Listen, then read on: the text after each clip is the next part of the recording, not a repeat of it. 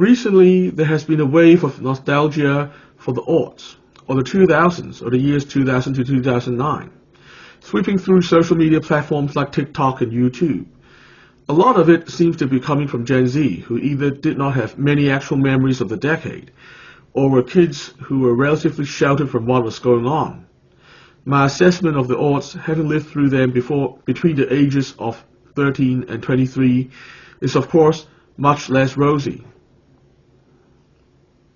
Firstly, it was a decade of challenges, from 9/11 and the persistent threat of terrorism, to the beginnings of the 21st century cultural wars, to the recession at the end of the decade.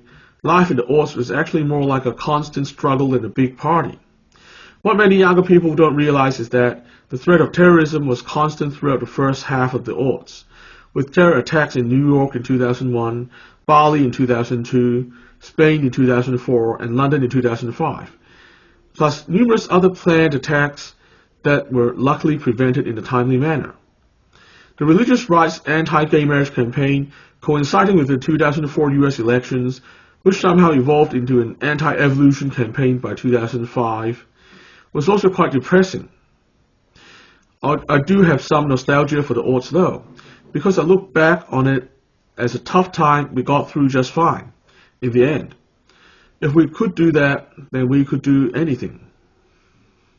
Secondly, I did not like the McBling aesthetic at all. Perhaps it's because I'm not a big fan of hip-hop. However, the main reason why I didn't like McBling was because it was essentially about showing off how much money you have. That kind of shallow materialism doesn't leave much room for independent thinking or exploration of ideas on a higher level.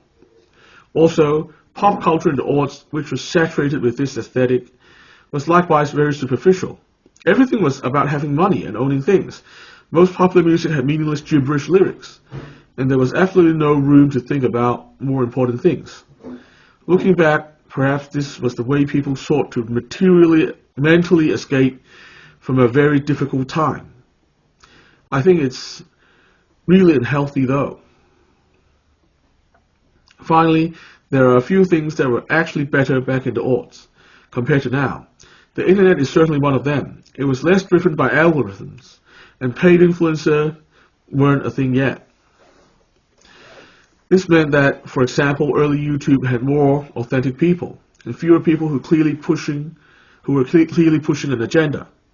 I really wish we could go back to that.